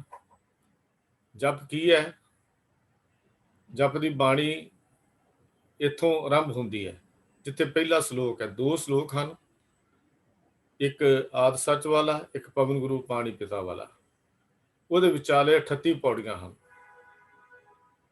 ਜਪ ਇੱਕ ਪ੍ਰੇਰਨਾ ਦਾ ਸਰੋਤ ਹੈ। ਜੋ ਜਪ ਹੈ ਉਹ ਪ੍ਰੇਰਨਾ ਕਾਹਦੀ ਹੈ? ਸਿਮਰਨ ਦੀ, ਯਾਦ ਦੀ। ਜਪ ਬਾਣੀ ਦਾ ਨਾਮ ਹੈ, ਤੇ ਸਾਰੀ ਬਾਣੀ ਇਸ ਜਪ ਦੀ ਵਿਆਖਿਆ ਹੈ। ਜਪਨ ਦੀ, ਨਾਮ ਦੀ ਵਿਆਖਿਆ ਕੀਤੀ ਗਈ ਹੈ। ਉਹ ਜਪ, ਉਹ ਸਿਮਰਨ, ਕਈ ਜਗ੍ਹਾ ਤੇ ਇਸ ਬਾਣੀ ਦਾ ਨਾਮ ਜਪ ਨਿਸ਼ਾਨ ਵੀ ਮਿਲਦਾ ਹੈ। ਪੁਰਾਤਨ ਹੱਥ ਲਿਖਤ ਸਰੂਪਾਂ ਦੇ ਵਿੱਚ, ਤਤਕਰੇ ਦੇ ਵਿੱਚ ਇਸ ਬਾਣੀ ਦਾ ਨਾਮ ਜਪ ਨਿਸ਼ਾਨ ਮਿਲਦਾ ਹੈ। ਨਿਸ਼ਾਨ ਦਾ ਅਰਥ ਵਿਦਵਾਨਾਂ ਨੇ ਇੱਕ ਰਾਹਦਾਰੀ, ਇੱਕ ਝੰਡਾ, ਜਿਹੜਾ ਨਿਸ਼ਾਨ ਸਾਹਿਬ ਜਿਹਨੂੰ ਅਸੀਂ ਕਹਿੰਦੇ ਹਾਂ, ਦੋ ਅਰਥ ਵਿਦਵਾਨਾਂ ਨੇ ਕੀਤੇ ਹਨ। ਤਾਂ ਉਹਨਾਂ ਨੇ ਜਿਹੜੀ ਜਪ ਨਿਸ਼ਾਨ ਦਾ ਜੋ ਤਤਕਰੇ ਵੀ ਦਿੱਤਾ, ਪੁਰਾਤਨ ਹੱਥ ਲਿਖਤ ਸਰੂਪਾਂ ਦੇ ਵਿੱਚ ਜਿਹੜੇ ਮਿਲਦੇ ਹਨ, ਇਹ ਦਲੀਲ ਦਿੱਤੀ ਹੈ ਕਿ ਇਹ ਬਾਣੀ ਹੈ ਜੋ ਗੁਰੂ ਨਾਨਕ ਪਾਤਸ਼ਾਹ ਜੀ ਨੇ ਆਰੰਭ ਵਿੱਚ ਦਰਜ ਕੀਤੀ, ਔਰ ਅਸਲ ਵਿੱਚ ਇਹ ਬਾਣੀ ਐਸੀ ਹੈ ਜਿਹਦੇ ਵਿੱਚ ਨਾਮ ਜਪਣ ਦੀ ਪ੍ਰੇਰਨਾ ਹੈ, ਵਾਹਿਗੁਰੂ ਨਾਲ ਜੁੜਨ ਦੀ ਪ੍ਰੇਰਨਾ ਹੈ, ਔਰ ਇਹ ਵਾਹਿਗੁਰੂ ਦਾ ਨਾਮ ਹੀ ਸਾਡੇ ਅਸਲ ਜੀਵਨ ਦੀ ਰਾਹਦਾਰੀ ਹੈ, ਔਰ ਇਹ ਜੀਵਨ ਨੂੰ ਜਿੱਤ ਕੇ ਜਾਣ ਦਾ ਇੱਕ ਰਸਤਾ ਹੈ, ਵਾਹਿਗੁਰੂ ਦਾ ਨਾਮ ਜਪਣਾ ਜੋ ਹੈ। ਤੋ ਨਿਸ਼ਾਨ ਦਾ ਅਰਥ ਮੋਹਰ ਵੀ ਕੀਤੇ ਹਨ। ਇਹ ਕੁਝ ਵਿਦਵਾਨਾਂ ਨੇ ਮੋਹਰ ਅਰਥ ਵੀ ਕੀਤੇ ਹਨ। ਗੱਲ ਸਪਸ਼ਟ ਹੈ ਵੀ ਜਿਹੜਾ ਮਨੁੱਖ ਗੁਰੂ ਨਾਨਕ ਪਾਤਸ਼ਾਹ ਜੀ ਦੇ, ਗੁਰੂ ਸਾਹਿਬਾਨ ਦੇ ਦੱਸੇ ਹੋਏ ਮਾਰਗ ਤੇ ਨਿਯਮਾਂ ਮੁਤਾਬਕ ਜਪ ਕਰਦਾ ਹੈ, ਜਪ ਹੀ ਨਹੀਂ ਕਰਦਾ, ਜਪ ਨੂੰ ਜਾਪ ਬਣਾ ਲੈਂਦਾ ਹੈ, ਜਪਾ ਜਾਪ ਲਗਾਤਾਰ ਇੱਕ ਰਸ ਆਨੰਦ ਜਿਹੜਾ ਲੈਂਦਾ ਹੈ, ਮਨ ਉਹਦੇ ਜੀਵਨ ਦੇ ਵਿੱਚ ਰੱਬੀ ਨਾਮ ਦੀ ਫਿਰ ਮੋਹਰ ਛਾਪ ਲੱਗ ਜਾਂਦੀ ਹੈ। ਸੱਚਮੁੱਚ ਜਪ ਦਾ ਮਤਲਬ ਜਪਣਾ ਤੇ ਲਗਾਤਾਰ ਇੱਕ ਰਸ ਆਨੰਦ ਲੈਣਾ। ਜਪਣਾ ਕੋਈ, ਜਪਣ ਦੇ ਅਰਥ ਵੀ ਸਪਸ਼ਟ ਹੋਣੇ ਚਾਹੀਦੇ ਨੇ। ਜਪਣ ਦਾ ਅਰਥ ਕੋਈ ਮਕੈਨੀਕਲ ਰੈਪੀਟੇਸ਼ਨ ਨਹੀਂ ਹੈ। ਇਹਦੀ ਵਿਚਾਰ ਵੀ ਆਪਾਂ ਥੋੜੀ ਜਿਹੀ ਕਰ ਲਾਂਗੇ। ਤੇ ਗੁਰੂ ਗ੍ਰੰਥ ਸਾਹਿਬ ਜੀ ਦੀ ਬਾਣੀ ਨੂੰ ਜੇ ਵੇਖੀਏ ਤਾਂ ਸੰਪਾਦਨਾ ਕਰਨ ਸਮੇਂ ਗੁਰੂ ਅਰਜਨ ਦੇਵ ਮਹਾਰਾਜ ਨੇ ਵੱਖ-ਵੱਖ ਸ਼ਬਦਾਂ ਨੂੰ ਇਕੱਠੇ ਕਰਕੇ ਰਾਗਬੱਧ ਕਰਕੇ ਉਹਨਾਂ ਦੇ ਸਿਰਲੇਖ ਵੀ ਦਰਜ ਕੀਤੇ ਹਨ। ਜਪ ਬਾਣੀ ਦਾ ਨਾਮ ਗੁਰੂ ਨਾਨਕ ਪਾਤਸ਼ਾਹ ਜੀ ਨੇ ਆਪ ਦਿੱਤਾ ਹੋਇਆ ਹੈ। ਗੁਰੂ ਨਾਨਕ ਪਾਤਸ਼ਾਹ ਜੀ ਨੇ ਇਸ ਬਾਣੀ ਦੇ ਵਿੱਚ ਮੂਲ ਮੰਤਰ ਰਾਹੀਂ ਬਿਆਨੇ ਪਰਮੇਸ਼ਰ ਦੇ ਜਿਹੜੇ ਸਰੂਪ ਹਨ ਉਹਦੇ ਨਾਲ ਸਾਨੂੰ ਜੋੜਿਆ ਹੈ, ਉਹਨੂੰ ਮਿਲਣ ਦਾ ਢੰਗ ਦੱਸਿਆ ਹੈ। ਔਰ ਸਾਰੀ ਬਾਣੀ ਹੀ ਉਸ ਪਰਮੇਸ਼ਰ ਨੂੰ ਮਿਲਣ ਦਾ ਢੰਗ ਦੱਸਦੀ ਹੈ। ਜੀਵਨ ਨੂੰ ਕਿਵੇਂ ਉੱਚਾ ਚੁੱਕਣਾ, ਆਤਮਿਕ ਬੁਲੰਦੀਆਂ ਤੇ ਲੈ ਕੇ ਜਾਣਾ, ਕਿਉਂਕਿ ਸੰਸਾਰ ਵਿੱਚ ਤਮ ਹੈ, ਹਨੇਰਾ ਹੈ। ਇਸ ਤਮ ਵਿੱਚੋਂ ਨਿਕਲਣਾ ਕੋਈ ਸੌਖੀ ਗੱਲ ਨਹੀਂ। ਤੇ ਜਦ ਆਪਣੇ ਜੀਵਨ ਨੂੰ ਕਿਵੇਂ ਆਤਮਿਕ ਬੁਲੰਦੀਆਂ ਤੇ ਲੈ ਕੇ ਜਾਣਾ ਹੈ, ਗੁਰੂ ਪਾਤਸ਼ਾਹ ਦੀਆਂ ਸਾਰੀ ਬਾਣੀ ਦੇ ਵਿੱਚ ਇਹੋ ਸਾਨੂੰ ਸਮਝਾਇਆ ਹੈ। ਔਰ ਆਤਮਿਕ ਬੁਲੰਦੀਆਂ ਤੇ ਪਹੁੰਚ ਕੇ ਇਹ ਨਿੱਕੀ ਜਿਹੀ ਜੋਤ ਪਰਮ ਜੋਤ ਵਿੱਚ ਅਭੇਦ ਕਰਨੀ ਹੈ। ਉਹਦਾ ਢੰਗ ਹੈ ਜਪ, ਉਹਦੀ ਯਾਦ, ਉਹਦਾ ਸਿਮਰਨ, ਉਹਦੀ ਬੰਦਗੀ। ਇਹ ਸਿਰਲੇਖ ਗੁਰੂ ਪਾਤਸ਼ਾਹ ਜੀ ਨੇ ਮੂਲ ਮੰਤਰ ਦੇ ਜਪ ਦਾ ਦੇ ਕੇ ਸਾਨੂੰ ਇਹ ਗੱਲ ਦੱਸ ਦਿੱਤੀ ਹੈ। ਤੋ ਜਪ ਦਾ ਘੇਰਾ ਬੜਾ ਵਿਸ਼ਾਲ ਹੈ। ਜਪ ਕੇਵਲ ਇੱਕ ਸ਼ਬਦ ਦਾ ਨਹੀਂ ਹੈ, ਜਪ ਕੇਵਲ ਕਿਸੇ ਖਾਸ ਸ਼ਬਦ ਦਾ ਵੀ ਨਹੀਂ ਹੈ। ਜਪ ਦਾ ਖੇਤਰ ਜਿਹੜਾ ਏਰੀਆ ਬੜਾ ਵਿਸ਼ਾਲ ਏਰੀਆ ਹੈ ਜੋ ਜਪਦਾ ਹੈ। ਕਿਸੇ ਖਾਸ ਸ਼ਬਦ ਨੂੰ ਜਪਣਾ ਜਪ ਨਹੀਂ ਹੁੰਦਾ, ਸਗੋਂ ਇਸ ਤੋਂ ਉੱਪਰ ਉਸ ਵਿਸ਼ਾਲ ਪ੍ਰਭੂ ਦੇ ਜਿਹਦੇ ਗੁਣ ਮੂਲ ਮੰਤਰ 'ਚ ਬਿਆਨ ਕੀਤੇ ਗਏ ਹਨ, ਉਹਦੇ ਵਿਸ਼ਾਲ ਖੇਤਰ ਨੂੰ ਆਪਣੇ ਚਿੰਤਨ ਵਿੱਚ ਯਾਦ ਦਾ ਹਿੱਸਾ ਬਣਾਉਣਾ ਹੈ। ਉਸ ਵਿਸ਼ਾਲ ਪ੍ਰਭੂ ਦੇ ਵਿਸ਼ਾਲ ਖੇਤਰ ਨੂੰ, ਆ ਜਿਹੜਾ ਖੇਤਰ ਉਹਦਾ ਏਰੀਆ ਵਿਸ਼ਾਲ, ਉਹਨੂੰ ਆਪਣੀ ਯਾਦ ਦਾ, ਚਿੰਤਨ ਦਾ ਹਿੱਸਾ ਲਿਆਉਣਾ, ਆਪਣੇ ਚਿੰਤਨ ਵਿੱਚ ਲਿਆਉਣਾ ਹੈ। ਇਹ ਗੱਲ ਠੀਕ ਹੈ ਕਿ ਆਰੰਭ ਵਿੱਚ ਸ਼ੁਰੂ ਦੇ ਵਿੱਚ ਜਦੋਂ ਇੱਕ ਉਦਾਹਰਨ ਅਸੀਂ ਦਈਏ ਕਿ ਬੱਚੇ ਨੂੰ ਤੁਰਨਾ ਸਿਖਾਉਣਾ ਹੋਵੇ ਤਾਂ ਅਸੀਂ ਉਹਨੂੰ ਤੁਰਨ ਦੇ ਲਈ ਕੋਈ ਸਪੋਰਟ ਦਿੰਦੇ ਹਾਂ। ਪੁਰਾਣੇ ਸਮੇਂ ਵਿੱਚ ਲੱਕੜ ਦੇ ਰੇੜੇ ਜੇ ਬਣਾ ਕੇ ਜਾਂ ਗੱਡੇ ਜੇ ਬਣਾ ਕੇ, ਖਿਡੌਣੇ ਜੇ ਅੱਗੇ ਉਹਦੇ ਜਿਹੜੇ ਹੁੰਦੇ ਸੀ, ਉਹਨੂੰ ਪਹੀਏ ਲੱਗੇ ਹੁੰਦੇ ਸਨ, 3 ਪਹੀਏ ਲੱਗੇ ਹੁੰਦੇ ਸੀ, ਉਹ ਦਿੰਦੇ ਸੀ, ਬੱਚਾ ਨੂੰ ਫੜ ਕੇ ਅੱਗੇ ਨੂੰ ਤੁਰ ਪੈਂਦਾ ਸੀ। ਹੁਣ ਬੱਚਾ ਜਦੋਂ ਤੁਰਨਾ ਸਿੱਖ ਜਾਂਦਾ ਹੈ, ਉਹ ਤਾਂ 2 3 4 ਸਾਲ ਤੱਕ ਸਾਰੀ ਖੇਡ ਹੈ, ਸਾਰੀ ਉਹਦੀ ਖਿਡੌਣੇ ਦੀ। ਹੁਣ ਜੇ ਸਾਰੀ ਉਮਰ ਉਹ ਹੀ ਫੜੀ ਰੱਖੇ ਤੇ ਆਖੇ ਮੈਂ ਤੁਰਨਾ ਹੀ ਨਹੀਂ ਇਹ ਤੋਂ ਬਿਨਾਂ, ਫਿਰ ਗੱਡੀ ਤਾਂ ਚੱਲ ਨਹੀਂ ਸਕਦੀ। ਫਿਰ ਤਾਂ ਜ਼ਰੂਰ ਸਮਝਣਾ ਪਏਗਾ ਵੀ ਉਹਦੀਆਂ ਲੱਤਾਂ 'ਚ ਕੋਈ ਕਮਜ਼ੋਰੀ ਹੈ ਜਾਂ ਕਿਤੇ ਸਰੀਰਕ ਕਮਜ਼ੋਰੀ ਹੈ, ਜਿਹਦੇ ਕਰਕੇ ਉਹ ਤੁਰ ਨਹੀਂ ਸਕਦਾ, ਉਹਨੂੰ ਸਪੋਰਟ ਦੀ ਲੋੜ ਹੈ, ਕਿਸੇ ਆਸਰੇ ਦੀ ਲੋੜ ਹੈ। ਇਹ ਗੱਲ ਠੀਕ ਹੈ, ਸ਼ੁਰੂ 'ਚ ਅਸੀਂ ਵਾਹਿਗੁਰੂ ਨਾਲ ਕਰਦੇ ਹਾਂ, ਵਾਹਿਗੁਰੂ ਦਾ ਜਪ ਕਰਦੇ ਹਾਂ, ਇੱਕ ਮੂਲ ਮੰਤਰ ਦਾ ਜਪ ਕਰਦੇ ਹਾਂ, ਇਹ ਗੱਲ ਠੀਕ ਹੈ। ਪਰ ਜਪ ਦਾ ਘੇਰਾ ਬੜਾ ਵਿਸ਼ਾਲ ਹੈ, ਕੇਵਲ ਇੰਨਾ ਛੋਟਾ ਜਿਹਾ ਘੇਰਾ ਨਹੀਂ ਹੈ ਜਪ ਦਾ। ਅਸੀਂ ਕੇਵਲ ਸ਼ਬਦਾਂ ਦੇ ਰਟਨ ਦੇ ਵਿੱਚ ਲੱਗ ਕੇ ਅਸੀਂ ਉਸ ਖੇਤਰ ਨੂੰ ਛੋਟਾ ਕਰਦੇ ਹਾਂ, ਜਦ ਕਿ ਉਹਦਾ ਜਪਣਾ, ਉਹਦੀ ਵਿਸ਼ਾਲਤਾ ਦਾ ਅਸਲ 'ਚ ਕਹਾਣੀ ਉਹਦੀ ਵਿਸ਼ਾਲਤਾ ਤੱਕ ਪਹੁੰਚਦੀ ਹੈ। ਪ੍ਰਭੂ ਵਿਸ਼ਾਲ ਹੈ ਤੇ ਉਹਦਾ ਘੇਰਾ ਵੀ, ਖੇਤਰ ਵੀ ਬੜਾ ਵਿਸ਼ਾਲ ਹੈ। ਹੁਣ ਬੜੀ ਹਾਸੋਹੀਣੀ ਜੀ ਗੱਲ ਜਾਪਦੀ ਹੈ ਜਦੋਂ ਸਾਰੀ ਉਮਰ ਅਸੀਂ ਕਹੀ ਜਾਂਦੇ ਹਾਂ ਵੀ ਨਹੀਂ ਬਸ ਇਹੋ ਹੀ ਹੈ ਜੀ, ਉਹ ਬਾਣੀ ਪੜ੍ਹਨ ਦੀ ਕੀ ਲੋੜ ਹੈ, ਕੀਰਤਨ ਕਰਨ ਦੀ ਕੀ ਲੋੜ ਹੈ, ਬਸ ਵਾਹਿਗੁਰੂ ਕਰੀ ਜਾਓ, ਇੰਨਾ ਹੀ ਬਹੁਤ ਹੈ। ਬੇਨਤੀ ਹੈ, ਵਾਹਿਗੁਰੂ ਕਰਨਾ ਕੋਈ ਗਲਤ ਗੱਲ ਨਹੀਂ ਹੈ, ਵਾਹਿਗੁਰੂ ਕਹਿਣਾ ਗਲਤ ਨਹੀਂ ਹੈ, ਪਰ ਬਾਣੀ ਦੇ ਵਿੱਚੋਂ ਵੀ ਤਾਂ ਵਾਹਿਗੁਰੂ ਨੂੰ ਕਹਿਣ ਦੀ ਜਾਚ ਹੀ ਆਉਂਦੀ ਹੈ। ਬਾਣੀ ਤਾਂ ਸਿਖਾਉਂਦੀ ਹੈ ਵੀ ਜਪਣਾ ਕਿਵੇਂ ਹੈ, ਉਹਦਾ ਆਨੰਦ ਕਿਵੇਂ ਮੰਨਣਾ ਹੈ। ਇਹ ਬਾਣੀ ਤਾਂ ਸਾਰੀ ਸੇਧ ਬਖਸ਼ਦੀ ਹੈ, ਬਾਣੀ ਜੀਵਨ ਦਾ ਢੰਗ ਦੱਸਦੀ ਹੈ, ਬਾਣੀ ਹੀ ਸਾਨੂੰ ਸਾਰਾ ਕੁਝ ਸਿਖਾਉਂਦੀ ਹੈ। ਤੋ ਇਹ ਸਾਰੀ ਜਿਹੜੀ ਖੇਡ ਹੈ, ਇਹ ਸਾਨੂੰ ਸਮਝਣ ਦੀ ਲੋੜ ਹੈ ਕਿ ਬਾਣੀ ਕਿਵੇਂ ਸਮਝਦੀ ਹੈ, ਸਾਨੂੰ ਪਰਮੇਸ਼ਰ ਦੇ ਨਾਲ ਜੋੜਦੀ ਹੈ। ਹੁਣ ਜਦੋਂ ਆਪਾਂ ਗੁਰੂ ਨੂੰ ਪੁੱਛ ਕੇ ਵੇਖ ਲਈਏ ਵੀ ਗੁਰੂ ਸਾਹਿਬ ਜੀ ਦੱਸੋ, ਅਸੀਂ ਜਪਣਾ ਕਿਹਨੂੰ ਹੈ, ਜਪ ਕਿਹਦਾ ਕਰਨਾ ਹੈ, ਕਿਵੇਂ ਕਰਨਾ ਹੈ, ਜਪ ਦੀਆਂ ਕੀ ਨਿਸ਼ਾਨੀਆਂ ਹਨ, ਕਿੰਨਾ ਜਪਣਾ ਹੈ, ਉਹਦਾ ਵਰਣਨ ਗੁਰੂ ਪਾਤਸ਼ਾਹ ਜੀ ਨੇ ਕਿ ਜਪ ਕਿਹਦਾ ਕਰਨਾ ਹੈ, ਉਹ ਹੈ ਸ਼ਲੋਕ ਦੇ ਵਿੱਚ ਗੁਰੂ ਸਾਹਿਬ ਜੀ ਨੇ ਉਹਦਾ ਜਿਹੜਾ ਹੈ ਜ਼ਿਕਰ ਕੀਤਾ ਹੈ। ਤੋ ਇਸ ਢੰਗ ਦੇ ਨਾਲ ਇਹ ਜਪ ਬਾਣੀ ਦਾ ਨਾਮ ਜਿਹੜਾ ਹੈ, ਉਹਦੇ ਤੋਂ ਸਾਨੂੰ ਪ੍ਰੇਰਨਾ ਮਿਲਦੀ ਹੈ ਕਿ ਉਸ ਵਾਹਿਗੁਰੂ ਦੇ ਨਾਮ ਦੇ ਨਾਲ ਜੁੜਨਾ, ਉਸ ਵਾਹਿਗੁਰੂ ਦੇ ਨਾਮ ਨਾਲ ਆਪਣੇ ਹਿਰਦੇ ਵਿੱਚ ਪੱਕਾ ਕਰਨਾ, ਉਸ ਵਾਹਿਗੁਰੂ ਦੇ ਨਾਮ ਨੂੰ ਆਪਣੇ ਜੀਵਨ ਦਾ ਇੱਕ ਹਿੱਸਾ ਬਣਾਉਣਾ। ਉਸ ਵਾਹਿਗੁਰੂ ਦਾ ਨਾਮ ਦਾ ਮਤਲਬ ਯਾਦ, ਵਾਹਿਗੁਰੂ ਦੇ ਯਾਦ ਨੂੰ ਆਪਣੇ ਜੀਵਨ ਦਾ ਹਿੱਸਾ ਬਣਾਉਣਾ। ਤੋ ਜਪ ਕਿਸੇ ਖਾਸ ਵਿਸ਼ੇਸ਼ ਵਿਅਕਤੀ ਲਈ ਨਹੀਂ ਹੈ, ਜਪ ਸਾਰੇ ਸੰਸਾਰ ਲਈ ਸਾਂਝਾ ਉਪਦੇਸ਼ ਹੈ, ਕੋਈ ਜਪ ਜੋੜਨ ਲਈ ਹੈ। ਇਸ ਬਾਣੀ ਦੀਆਂ ਵੱਖ-ਵੱਖ ਪੌੜੀਆਂ ਇਸ ਗੱਲ ਦੀ ਸਾਨੂੰ ਗਵਾਹੀ ਦਿੰਦੀਆਂ ਨੇ ਕਿ ਗੁਰੂ ਸਾਹਿਬ ਜੀ ਨੇ ਪੰਡਤਾਂ ਲਈ, ਕਾਜ਼ੀਆਂ ਲਈ, ਜੋਗੀਆਂ ਲਈ, ਹੋਰ ਮਤਾਂ ਦੇ ਜਗਿਆਸੂਆਂ ਲਈ ਸੱਚ ਦੀ ਦੇਣ ਲਈ, ਸੱਚ ਦੀ ਸੇਧ ਦੇਣ ਲਈ ਇਹ ਬਾਣੀ ਉਚਾਰਨ ਕੀਤੀ ਹੈ। ਜਦੋਂ ਅਸੀਂ ਬਾਣੀ ਨੂੰ ਪੜ੍ਹਦੇ ਹਾਂ ਤਾਂ ਸਾਨੂੰ ਇਹ ਪਤਾ ਲੱਗਦਾ ਹੈ ਕਿ ਬਾਣੀ ਗੁਰੂ ਸਾਹਿਬ ਜੀ ਨੇ ਪੰਡਤ ਨਾਲ, ਕਾਜ਼ੀ ਨਾਲ, ਜੋਗੀਆਂ ਨਾਲ, ਹੋਰ ਸੰਨਿਆਸੀਆਂ ਨਾਲ, ਜਾਂ ਹੋਰ ਜਗਿਆਸੂ ਜਿਹੜੇ ਹਨ, ਜਿਹੜੇ ਇੱਛਾ ਰੱਖਦੇ ਹਨ ਧਰਮ ਦੇ ਮਾਰਗ ਤੇ ਚੱਲਣ ਦੀ, ਤਾਂ ਉਹ ਵੱਖ-ਵੱਖ ਪੌੜੀਆਂ ਦੇ ਰਾਹੀਂ ਗੁਰੂ ਸਾਹਿਬ ਜੀ ਨੇ ਉਹਦੇ ਨਾਲ ਜੁੜਨ ਦੀ ਪ੍ਰੇਰਨਾ ਜਿਹੜੀ ਕੀਤੀ ਹੈ, ਜਾਂ ਇਸ ਬਾਣੀ ਦੇ ਵਿੱਚ ਸੇਧ ਬਖਸ਼ਿਸ਼ ਕੀਤੀ ਹੈ।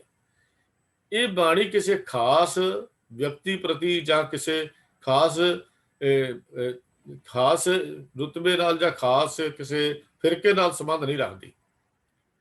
ਜਿਵੇਂ ਸਿੱਧ ਗੋਸ਼ਟ ਦੀ ਬਾਣੀ ਵੀ ਸੀ, ਵੀ ਸਿੱਧਾਂ ਦੇ ਨਾਲ ਵਿਚਾਰ ਹੋਈ, ਓਂਕਾਰ ਦੀ ਬਾਣੀ ਸੀ ਜਿਹੜੀ ਉਹ ਪਾਂਡੇ ਨਾਲ ਵਿਚਾਰ ਹੋਈ, ਪਰ ਇਹ ਬਾਣੀ ਜਿਹੜੀ ਹੈ ਇਹ ਕਿਸੇ ਖਾਸ ਇੱਕ ਫਿਰਕੇ ਨਾਲ ਸੰਬੰਧ ਨਹੀਂ ਰੱਖਦੀ। ਇਉਂ ਜਾਪਦਾ ਹੈ ਕਿ ਸਤਿਗੁਰੂ ਜੀ ਨੇ ਆਪਣੇ ਜੀਵਨ ਕਾਲ ਦਾ ਜਿੰਨਾ ਹਿੱਸਾ ਵਿਚਾਰਿਆ, ਜਿਹੜੇ ਜਿਹੜੇ ਉਹਨਾਂ ਨੂੰ ਮਿਲੇ, ਜਿਹੜੇ ਜਿਹੜੇ ਉਹਨਾਂ ਦੀਆਂ ਵਿਚਾਰਾਂ ਹੋਈਆਂ, ਵਿਚਾਰ ਚਰਚਾ ਹੋਈ, ਜਿਹੜੇ ਜਿਹੜੇ ਗੁਰੂ ਸਾਹਿਬ ਜੀ ਨੂੰ ਜੋਗੀ ਮਿਲੇ, ਕਾਜੀ ਮਿਲੇ, ਬ੍ਰਾਹਮਣ ਮਿਲੇ, ਹੋਰ ਬੰਦੇ ਮਿਲੇ, ਇਸਲਾਮ ਦੇ ਸ਼ਰ੍ਹਾ ਨੂੰ ਮੰਨਣ ਵਾਲੇ ਮਿਲੇ, ਸਾਰਿਆਂ ਦਾ ਜੋ ਵਿਚਾਰ ਸੀ ਗੁਰੂ ਸਾਹਿਬ ਜੀ ਨੇ ਉਹਨਾਂ ਦਾ ਵਿਚਾਰ ਲੈ ਕੇ ਅਸਲ ਜੋ ਤੱਤ ਸੀ, ਜਿਹਨੂੰ ਅਸੀਂ ਕਹਿੰਦੇ ਹਾਂ ਰਿੜਕ ਕੇ ਇੱਕ ਮੱਖਣ ਕੱਢ ਕੇ ਇੱਕ ਘਿਓ ਬਣਾ ਕੇ ਸਾਡੇ ਅੱਗੇ ਮਿਹਨਤ ਕਰਕੇ ਗੁਰੂ ਸਾਹਿਬ ਜੀ ਦੀ ਜੀਵਨ ਦੀ ਮਿਹਨਤ ਹੈ ਜਿਹੜੀ ਗੁਰੂ ਸਾਹਿਬ ਜੀ ਨੇ ਉਹ ਸਾਡੇ ਅੱਗੇ ਰੱਖੀ ਹੈ।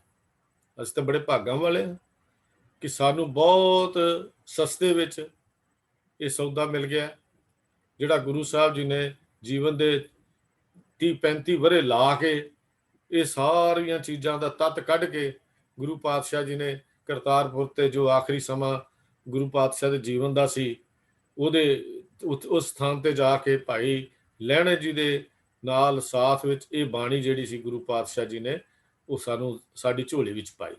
ਅਸੀਂ ਤਾਂ ਬਹੁਤ ਵੱਡੇ ਭਾਗਾਂ ਵਾਲੇ ਹਾਂ ਕਿ ਸਾਨੂੰ ਤਾਂ ਬੜੇ ਸੌਖੇ ਸੁਖੈਨ ਜੀ ਬਾਣੀ ਮਿਲ ਗਈ, ਪਰ ਗੁਰੂ ਸਾਹਿਬ ਦੀ ਮਿਹਨਤ ਕਿੰਨੀ ਹੈ ਜਰਾ ਵਿਚਾਰ ਕਰਕੇ ਦੇਖੋ।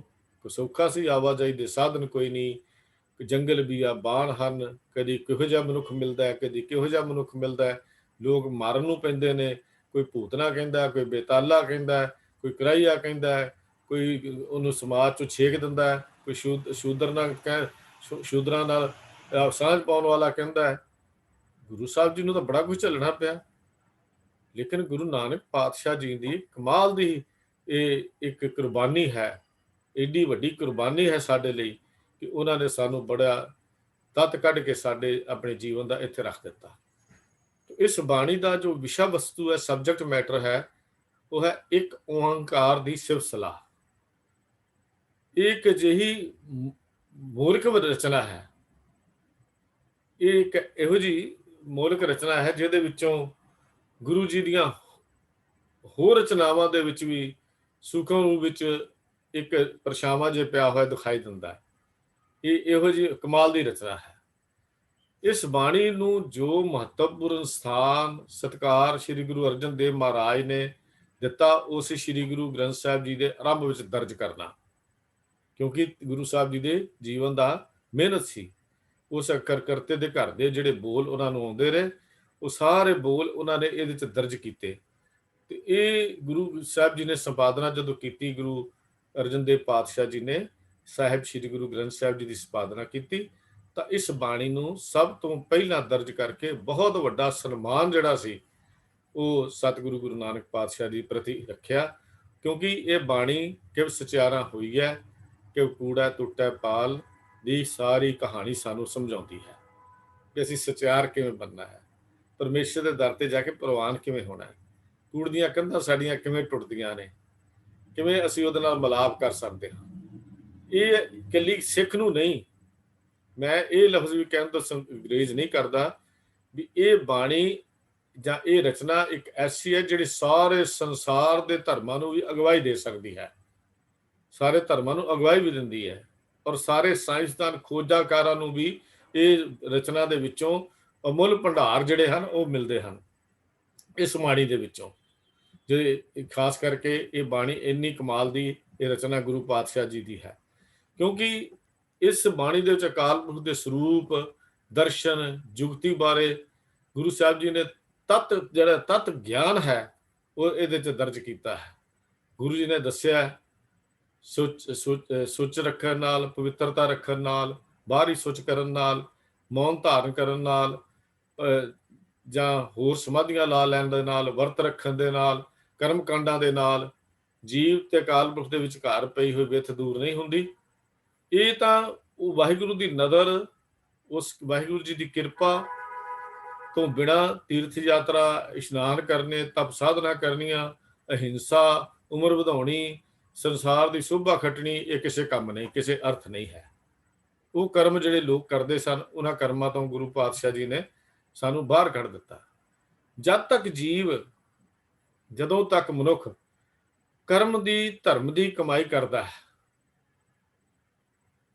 ਜਦੋਂ ਤੱਕ ਮਨੁੱਖ ਆਪਣੇ ਧਰਮ ਨੂੰ ਜੀਵਨ ਦਾ ਆਧਾਰ ਬਣਾਉਂਦਾ ਹੈ, ਜਦੋਂ ਤੱਕ ਮਨੁੱਖ ਸੱਚ ਨਾਲ ਜੁੜਨ ਲਈ ਸੱਚ ਨੂੰ ਜੀਵਨ ਦਾ ਆਧਾਰ ਬਣਾਉਂਦਾ ਹੈ, ਉਦੋਂ ਤੱਕ ਇਹਦੇ ਅੰਦਰ ਉਦੋਂ ਤੱਕ ਮਿਲਾਪ ਦੀ ਗੱਲ ਤੁਰਦੀ ਹੈ। ਪਰ ਜਦੋਂ ਇਹ ਮਨੁੱਖ ਆਪਣੀ ਜ਼ੋਰ ਨਾਲ ਜਾਂ ਆਪਣੇ ਤਾਕਤ ਦੇ ਨਾਲ ਜਾਂ ਆਪਣੀ ਸਿਆਣਪ ਨਾਲ, ਆਪਣੀ ਚਤੁਰਾਈ ਦੇ ਨਾਲ, ਚਲਾਕੀ ਦੇ ਨਾਲ ਉਸ ਵਾਹਿਗੁਰੂ ਨੂੰ ਮਿਲਣ ਦੀ ਗੱਲ ਕਰਦਾ, ਤੇ ਗੁਰੂ ਪਾਤਸ਼ਾਹ ਜੀ ਕਹਿੰਦੇ ਇਹਦੇ ਨਾਲ ਹਉਮੈ ਖਤਮ ਨਹੀਂ ਹੁੰਦੀ, ਉਹਦੇ ਨਾਲ ਹਉਮੈ ਦੀ ਅੰਸ਼ ਦੇ ਅੰਦਰ ਪੈਦਾ ਹੋ ਜਾਂਦੀ ਹੈ। ਹਉਮੈ ਦੇ ਤਿਆਗ ਮਗਰੋਂ ਮਨੁੱਖ ਦੇ ਮਨ, ਸੁਰਤ ਅਤੇ ਬੁੱਧੀ ਇਹ ਸਭ ਘੜੇ ਜਾਂਦੇ ਹਨ ਹਉਮੈ ਦੇ ਤਿਆਗ ਤੋਂ ਬਿਨਾਂ। ਤੇ ਇਹਦੇ ਅੰਦਰ ਪ੍ਰੇਮ ਦਾ ਇੱਕ ਰਸ ਪੈਦਾ ਹੁੰਦਾ ਹੈ ਜਦੋਂ ਹਉਮੈ ਤਿਆਗਦਾ ਹੈ। ਜਦੋਂ ਹਉਮੈ ਤਿਆਗਦਾ, ਅੰਦਰ ਮਨ, ਬੁੱਧੀ, ਸੁਰਤ ਸਭ ਘੜੇ ਜਾਂਦੇ ਹਨ, ਤੇ ਘੜਨ ਤੋਂ ਬਾਅਦ ਫਿਰ ਇਹ ਇੱਕ ਰਸ ਪੈਦਾ ਹੁੰਦਾ ਹੈ। ਜਦੋਂ ਮਨ, ਬੁੱਧੀ ਇਹ ਘੜੇ ਜਾਂਦੇ ਹਨ, ਉਹ ਰਸ ਹੈ ਪਿਆਰ, ਉਹ ਹੈ ਫਿਰ ਸਚਿਆਰ ਬਣਨ ਦਾ ਢੰਗ, ਉਹ ਰਸ ਹੈ ਜਿਹਦੇ ਨਾਲ ਮਨੁੱਖ ਨੇ ਪਰਮੇਸ਼ਰ ਦੇ ਦਰ ਤੇ ਜਾ ਕੇ ਸਚਿਆਰ ਬਣਨਾ ਹੈ।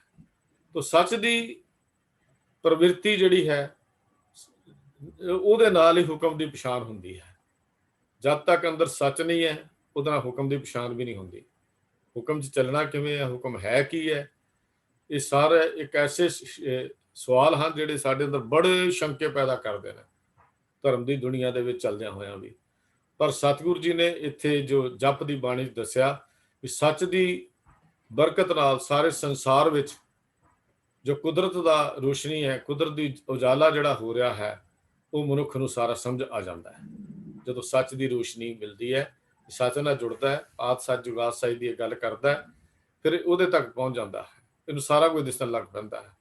ਤੇ ਇਹ ਸਾਈਂ ਦੀ, ਮਾਲਕ ਦੀ, ਉਸ ਪਿਆਰੇ ਦੀ ਰਜ਼ਾ ਵਿੱਚ ਚੱਲ ਕੇ, ਉਹਦੇ ਹੁਕਮ ਵਿੱਚ ਚੱਲ ਕੇ ਇਹ ਮਨੁੱਖ ਫਿਰ ਨਿਤਾ ਦੇ ਅਭਿਆਸ ਨਾਲ, ਨਿਤਾ ਦੇ ਮਿਹਨਤ ਨਾਲ, ਨਿਤਾ ਨਾਲ ਉਹਦੀ ਯਾਦ ਨਾਲ ਜੁੜ ਕੇ ਧਰਮ ਖੰਡ, ਗਿਆਨ ਖੰਡ, ਸ਼ਰਮ ਖੰਡ, ਕਰਮ ਖੰਡ ਤੋਂ ਲੰਘ ਕੇ ਫਿਰ ਸੱਚਖੰਡ ਦੇ ਵਾਸੀ ਜਿਹੜਾ ਹੈ ਉਹ ਬਣ ਜਾਂਦਾ ਹੈ, ਜਾ ਪਹੁੰਚਦਾ ਹੈ। ਜੋ ਜਪ ਪੜ੍ਹਦਾ ਹੈ, ਜੋ ਜਪ ਵਿਚਾਰਦਾ ਹੈ, ਜੋ ਜਪ ਕਰਦਾ ਹੈ, ਉਹ ਸਾਈਂ ਦੇ ਹਜ਼ੂਰ ਜਾ ਕੇ ਪ੍ਰਵਾਨ ਹੋ ਜਾਂਦਾ। ਬਸ ਇਹੋ ਹੀ ਕਹਾਣੀ ਜਿਹੜੀ ਸਮਝਣ ਵਾਲੀ ਹੈ ਕਿ ਜੋ ਜਪ ਪੜ੍ਹਦਾ ਹੈ, ਜਪ ਕਰਦਾ ਹੈ, ਇਹ ਨਹੀਂ ਵੀ ਖਾਸ ਬਾਣੀ ਦੀ ਮੈਂ ਜਪ ਦਾ ਮਤਲਬ ਸਾਰੀ ਬਾਣੀ, ਸ੍ਰੀ ਗੁਰੂ ਗ੍ਰੰਥ ਸਾਹਿਬ ਜੀ ਦੀ ਬਾਣੀ। ਜਪ ਦਾ ਮਤਲਬ ਯਾਦ ਹੈ, ਜੁੜਨਾ ਹੈ। ਜਪ ਪੜ੍ਹਦਾ ਹੈ, ਜਪ ਕਰਦਾ ਹੈ, ਜਪ ਨੂੰ ਵਿਚਾਰਦਾ ਹੈ, ਜਪ ਨੂੰ ਆਪਣੇ ਜੀਵਨ 'ਚ ਥਾਂ ਦਿੰਦਾ ਹੈ, ਜਪ ਦੇ ਨਾਲ ਉਸ ਵਾਹਿਗੁਰੂ ਦੇ ਗੁਣਾਂ ਦੀ ਵਡਿਆਈ ਨੂੰ ਕਰਦਾ ਹੈ, ਉਹ ਆਪਣੇ ਮਾਲਕ ਦੇ ਦਰ ਤੇ, ਸਾਈਂ ਦੇ ਦਰ ਤੇ ਜਾ ਕੇ ਪ੍ਰਵਾਨ ਹੁੰਦਾ। ਜੋ ਨਹੀਂ ਪੜ੍ਹਦਾ ਉਹ ਫਿਰ ਰੱਬੀ ਨਦਰ ਦਾ ਪਾਤਰ ਨਹੀਂ ਬਣਦਾ, ਉਹ ਫਿਰ ਹੁਕਮ ਰਜ਼ਾਈ ਚੱਲਣ ਦੀ ਗੱਲ ਨਹੀਂ ਕਰਦਾ।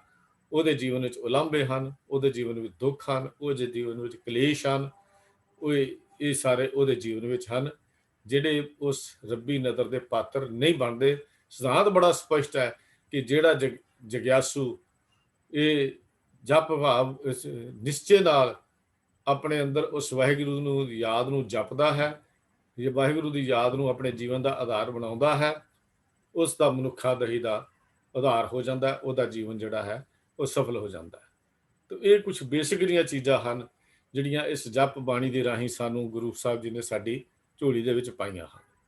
ਜੋ ਤੋਂ ਅੱਜ ਅੱਗੋਂ ਅਸੀਂ ਵਿਚਾਰ ਸ਼ੁਰੂ ਕਰਦੇ ਹਾਂ ਉਹ ਸ਼ਲੋਕ ਦੀ ਹੈ। ਹੁਣ ਜਪ ਕਰਨਾ ਕਿਹਦਾ ਹੈ? ਬਾਣੀ ਦੇ ਆਰੰਭ ਵਿੱਚ ਸ਼ਲੋਕ ਦਰਜ ਕੀਤਾ, ਉਹ ਹੈ ਆਦ ਸੱਚ ਜੁਗਾਦ ਸੱਚ ਹੈ ਭੀ ਸੱਚ ਨਾਨਕ ਹੋਸੀ ਭੀ ਸੱਚ। ਸੰਸਾਰ ਨੇ 3 ਕਾਲ ਮੰਨੇ ਹਨ। ਸਿੱਧ ਗੋਸ਼ਟੀ ਵਿਚਾਰ ਕਰਦਿਆਂ ਵੀ ਆਪਾਂ ਇਹ ਗੱਲ ਕੀਤੀ ਸੀ ਵੀ ਸੰਸਾਰ ਨੇ 3 ਕਾਲ ਮੰਨੇ ਹਨ, ਸਿਰਫ 3 ਕਾਲ। ਇੱਕ ਕਿਹੜਾ ਬੀਤ ਚੁੱਕਾ ਭੂਤਕਾਲ, ਇੱਕ ਹੈ ਜਿਹੜਾ ਵਰਤਮਾਨ, ਇੱਕ ਭਵਿੱਖਤ ਕਾਲ ਹੈ ਜਿਹਨੂੰ ਅਸੀਂ ਫਿਊਚਰ ਕਹਿੰਦੇ ਆ, ਪ੍ਰੈਜ਼ੈਂਟ ਕਹਿੰਦੇ ਆ, ਪਾਸਟ ਕਹਿੰਦੇ ਆ। 3 ਕਾਲਾਂ ਦੀ ਗੱਲ ਸੰਸਾਰ ਕਰਦਾ ਹੈ, ਪਰ ਗੁਰੂ ਨਾਨਕ 4 ਕਾਲਾਂ ਦੀ ਗੱਲ ਕਰਦੇ ਨੇ। ਜਦੋਂ ਇਹ 3 ਕਾਲ ਵੀ ਹੋਂਦ 'ਚ ਨਹੀਂ ਸੀ ਆਏ, ਉਦੋਂ ਤੋਂ ਪਹਿਲਾਂ ਦੀ ਗੱਲ ਗੁਰੂ ਨਾਨਕ ਪਾਤਸ਼ਾਹ ਕਰਦੇ ਨੇ। ਗੁਰੂ ਨਾਨਕ ਦੀ ਸੋਚ ਦਾ ਦਾਇਰਾ ਇਹ ਬਹੁਤ ਵੱਡਾ ਸੀ, ਬਹੁਤ ਵਿਸ਼ਾਲ ਸੀ।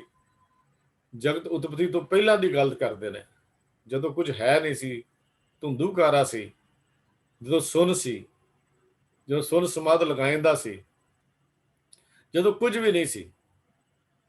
ਇਹ ਗੱਲ ਬੜੀ ਸਪਸ਼ਟ ਹੈ ਵੀ ਇਹ ਉਦੋਂ ਗੁਰੂ ਪਾਤਸ਼ਾਹ ਜੀ ਨੇ ਕਿਹਾ ਆਦ ਸੱਚ ਦਾ ਗੱਲ ਕੀਤੀ ਹੈ, ਵੀ ਜਦੋਂ ਕੁਝ ਨਹੀਂ ਸੀ। ਅਕਾਲ ਪੁਰਖ ਉਦੋਂ ਵੀ ਹਸਤੀ ਉਹਦੀ ਜਿਹੜੀ ਕਾਇਮ ਸੀ, ਉਹਦੀ ਹਸਤੀ ਕਾਇਮ ਸੀ। ਸੱਚ ਦਾ ਅਰਥ ਹੈ ਹੋਂਦ ਵਾਲਾ, ਕਾਇਮ ਵਾਲਾ, ਹਸਤੀ ਜਿਹਦੀ ਹਸਤੀ ਸਦਾ ਕਾਇਮ ਰਹਿੰਦੀ ਹੈ, ਸੱਚ। ਤੋ ਸਤਿਗੁਰੂ ਕਹਿੰਦੇ ਉਹਦਾ ਯਾਦ 'ਚ ਜੁੜਨਾ ਹੈ। ਇਹਦੀ ਯਾਦ 'ਚ ਜੁੜਨਾ ਹੈ ਜਿਹੜਾ ਯੁਗਾਂ ਤੇ ਬਣਨ ਤੋਂ ਪਹਿਲਾਂ, ਯੁਗਾਂ ਦੇ ਹੋਂਦ ਵਿੱਚ ਆਉਣ ਤੋਂ ਪਹਿਲਾਂ ਵੀ ਸਾਡਾ ਹੈ ਸੀ, ਅੱਜ ਵੀ ਹੈ ਤੇ ਅੱਗੋਂ ਵੀ ਜਿਹੜਾ ਹੈ ਉਹ ਹੋਏਗਾ। ਤੋ ਇਹ 4 ਕਾਲਾਂ ਦਾ ਜ਼ਿਕਰ ਗੁਰੂ ਪਾਤਸ਼ਾਹ ਜੀ ਨੇ ਇੱਥੇ ਕੀਤਾ ਹੈ। ਤੋ ਆਦਿ ਦਾ ਅਰਥ ਹੈ ਮੁੜ ਤੋਂ, ਸ਼ੁਰੂ ਤੋਂ। ਆਦਿ ਦਾ ਅਰਥ ਹੈ ਮੁੜ ਤੋਂ, ਸ਼ੁਰੂ ਤੋਂ, ਹੋਂਦ ਵਾਲਾ। ਸੱਚ ਦਾ ਅਰਥ ਹੈ ਹੋਂਦ ਵਾਲਾ। ਸ਼ਬਦ ਸੱਚ ਜਿਹੜਾ ਹੈ ਇਹ ਸੰਸਕ੍ਰਿਤ ਦੇ ਸ਼ਬਦ ਸਤਿਆ ਦਾ ਇੱਕ ਪ੍ਰਾਕ੍ਰਿਤ ਹੈ, ਜਿਸ ਦਾ ਧਾਤੂ ਅਸ ਹੈ। ਤੋ ਅਸ ਦਾ ਅਰਥ ਹੁੰਦਾ ਹੋਣਾ। ਤੋ ਜੁਗਾਦ ਦਾ ਅਰਥ ਹੈ ਜੁਗਾਂ ਤੋਂ, ਜਦੋਂ ਸੰਸਾਰ ਬਣ ਗਿਆ, ਜੁਗਾਂ ਦੀ ਹੋਂਦ ਹੋ ਗਈ। ਜੁਗਾਂ ਤੋਂ ਜਦੋਂ ਸੰਸਾਰ ਨੇ ਸਾਨੂੰ ਨਜ਼ਰ ਆਉਣਾ ਸ਼ੁਰੂ ਹੋਇਆ, ਤੇ ਹੈ ਦਾ ਜੋ ਭਾਵ ਜੋ ਪ੍ਰੈਜ਼ੈਂਟ ਹੈ, ਇਸ ਵੇਲੇ ਵੀ ਹੈ, ਤੇ ਹੋਸੀ ਜੋ ਹੋਏਗਾ, ਰਹੇਗਾ। ਤੋ ਗੁਰੂ ਨਾਨਕ ਪਾਤਸ਼ਾਹ ਜੀ ਨੇ ਇੱਥੇ ਸਾਨੂੰ ਗੱਲ ਬੜੀ ਸਮਝਾਈ ਹੈ ਵੀ ਇਹ ਨਾਨਕ ਅਕਾਲ ਪੁਰਖ ਮੁੜ ਤੋਂ ਹੋਂਦ ਵਾਲਾ ਹੈ, ਭਾਵ ਉਹਦੀ ਹਸਤੀ ਪਹਿਲਾਂ ਵੀ ਕਾਇਮ ਸੀ, ਉਹਦਾ ਜਪ ਕਰਦਾ ਹੈ ਜਿਹਨੇ ਕਦੀ ਖਤਮ ਨਹੀਂ ਹੋਣਾ। ਹੋਰ ਸਭ ਖਤਮ ਹੋਣ ਵਾਲੇ ਨੇ, ਇੱਕ ਅਕਾਲ ਪੁਰਖ ਹੈ ਜੋ ਨਾ ਜਨਮ ਲੈਂਦਾ ਨਾ ਮਰਦਾ ਹੈ, ਜਿਹਨੂੰ ਕਾਲ ਨਹੀਂ ਹੈ। ਕਾਲ ਹੋਵੇ ਤਾਂ ਖਤਮ ਹੋਵੇ, ਉਹ ਖਤਮ ਨਹੀਂ ਹੁੰਦਾ। ਤੇ ਸਤਿਗੁਰੂ ਜੀ ਕਹਿੰਦੇ ਨੇ ਵੀ ਅਕਾਲ ਪੁਰਖ ਤਾਂ ਮੁੜ ਤੋਂ ਹੀ ਹੋਂਦ ਵਾਲਾ ਹੈ, ਜੁਗਾਂ ਤੋਂ ਹੀ ਹੋਂਦ ਵਾਲਾ ਹੈ। ਜਿਹੜੇ ਲੋਕੀ ਜੰਮ ਪਏ, ਮਰ ਗਏ, ਜਪ ਉਹਦਾ ਨਹੀਂ ਕਰਨਾ। ਅੱਜ ਜਪ ਦੇ ਉੱਤੇ ਬੜੇ ਭੁਲੇਖੇ ਪਾਏ ਜਾਂਦੇ ਨੇ। ਰੋਜ਼ ਰੋਜ਼ ਜਿਹੜਾ ਬਦਲ ਜਾਏ, ਜਿਹੜਾ ਰੋਜ਼ ਰੋਜ਼ ਜੰਮ ਪਵੇ, ਜਿਹੜਾ ਰੋਜ਼ ਰੋਜ਼ ਮਰ ਜਾਏ, ਗੁਰੂ ਸਾਹਿਬ ਕਹਿੰਦੇ ਉਹਨੂੰ ਨਹੀਂ ਜਪਣਾ। ਉਹਨੂੰ ਜਪਣਾ ਚਾਹੀਦਾ ਜੋ ਸਦੀਵ ਕਾਲ ਹੈ, ਸਦੀਵ ਹੋਂਦ ਵਾਲਾ ਹੈ, ਜੋ ਹਮੇਸ਼ਾ ਰਹਿੰਦਾ ਹੈ, ਜੋ ਸਦਾ ਕਾਇਮ ਰਹਿਣ ਵਾਲੀ ਹਸਤੀ ਆ। ਫਿਰ ਉਹ ਹਰ ਥਾਂ ਰਹਿੰਦਾ ਹੈ, ਉਹਨੂੰ ਜਪਣਾ ਹੈ। ਇਹ ਨਹੀਂ ਵੀ ਉਹ ਇੱਥੇ ਹੈ ਤਾਂ ਦੂਜੇ ਦੇਸ਼ 'ਚ ਨਹੀਂ ਹੈਗਾ, ਜਾਂ ਮੇਰੇ ਕੋਲ ਹੈ ਤਾਂ ਤੁਹਾਡੇ ਕੋਲ ਨਹੀਂ, ਜਾਂ ਤੁਹਾਡੇ ਕੋਲ ਹੈ ਤਾਂ ਮੇਰੇ ਕੋਲ ਨਹੀਂ। ਨਹੀਂ, ਉਹਨੂੰ ਜਪਣਾ ਹੈ। ਤੂੰ ਸਭਨੀ ਥਾਈ ਜਿੱਥੇ ਹੋ ਜਾਈ, ਸਾਚਾ ਸਿਰਜਣ ਹਾਰ ਜੀਓ, ਉਹਨੂੰ ਜਪਣਾ ਹੈ। ਉਹਨੂੰ ਜਪਣਾ ਹੈ ਸਭਨਾ ਕਾ ਦਾਤਾ ਕਰਮ ਵਿਦਾਤਾ, ਦੁੱਖ ਵਿਸਾਰਨ ਹਾਰ ਜੀਓ। ਉਹਦਾ ਜਾਪ ਕਰਨਾ ਹੈ, ਉਸ ਦੇ ਨਾਲ ਜੁੜਨਾ ਹੈ। ਹੁਣ ਜੇ ਮਨੁੱਖ ਉਹਦੇ ਨਾਲ ਜੁੜਦਾ ਤੇ ਕਹਾਣੀ ਤਾਂ ਕਿਉਂ ਤਾਂ ਹੀ ਤੁਰਦੀ ਹੈ ਨਾ। ਸਤਿਗੁਰੂ ਜੀ ਕਹਿੰਦੇ ਜਾਪ ਉਹਦਾ ਕਰਨਾ ਹੈ, ਸਿਮਰਨ ਉਹਦਾ ਕਰਨਾ ਹੈ, ਬੰਦਗੀ ਉਹਦੀ ਕਰਨੀ ਹੈ, ਉਸ ਵਾਹਿਗੁਰੂ ਦੇ ਨਾਲ ਜੁੜਨਾ ਹੈ, ਉਸ ਪਰਮੇਸ਼ਰ ਦੇ ਨਾਲ ਉਸ ਪਰਮੇਸ਼ਰ ਨਾਲ ਜੁੜਨਾ ਹੈ ਜਿਹੜਾ ਸਦਾ ਕਾਇਮ ਰਹਿਣ ਵਾਲਾ ਹੈ, ਜੋ ਸੀ, ਹੈ, ਹੋਏਗਾ। ਸੰਸਾਰ ਰਵੇ ਨਾ ਰਵੇ, ਦੁਨੀਆ ਰਹੇ ਨਾ ਰਹੇ, ਲੇਕਿਨ ਉਸ ਪਰਮੇਸ਼ਰ ਦੀ ਹੋਂਦ ਨੂੰ ਕਦੀ ਵੀ ਖਤਮ ਨਹੀਂ ਕੀਤਾ ਜਾ ਸਕਦਾ। ਤੋ ਇਹ ਸ਼ਲੋਕ ਜਿਹੜਾ ਹੈ ਗੁਰੂ ਨਾਨਕ ਪਾਤਸ਼ਾਹ ਜੀ ਨੇ ਆਰੰਭ ਵਿੱਚ ਦਰਜ ਕੀਤਾ। ਪੁਰਾਤਨ ਸਮੇਂ ਤੋਂ ਹੀ ਇੱਕ ਰਿਵਾਜ ਸੀ, ਕਵੀ ਸਨ ਜਿਹੜੇ ਕਿਸੇ ਵੀ ਰਚਨਾ ਗ੍ਰੰਥ ਦੇ ਆਰੰਭ ਕਰਨ ਵੇਲੇ ਉਹਦੇ ਮੁੱਢ ਵਿੱਚ ਆਪਣੇ ਇਸ਼ਟ ਦੇਵ ਦੀਆਂ ਬਾਰੇ ਕੁਝ ਨਾ ਕੁਝ ਗੱਲਾਂ ਲਿਖਦੇ ਸਨ।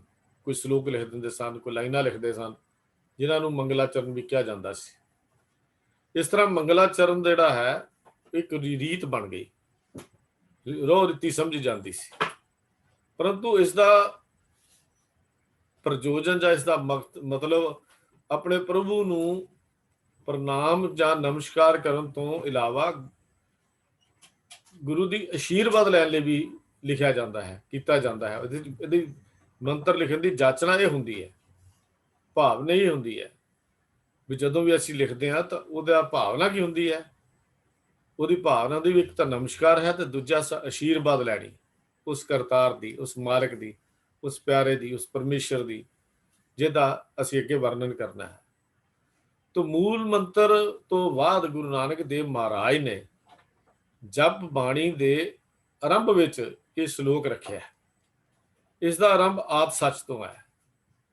ਵਰਤਮਾਨ ਸਮੇਂ ਦੇ ਕਈ ਅੱਜ ਮੌਜੂਦਾ ਸਮੇਂ ਦੇ ਪੜ੍ਹੇ ਲਿਖੇ ਵਿਗਿਆਨੀ ਆਦਿ ਸ਼ਬਦ ਦਾ ਬੜਾ ਭੁਲੇਖਾ ਪਾਉਂਦੇ ਨੇ, ਨਿਰਣਾ ਕਰਦੇ ਕੀ ਹੋਏਗਾ, ਆਦਿ ਕੀ ਹੋਏਗਾ, ਆਦਿ ਕਿਹਨੂੰ ਕਹਿੰਦੇ ਨੇ।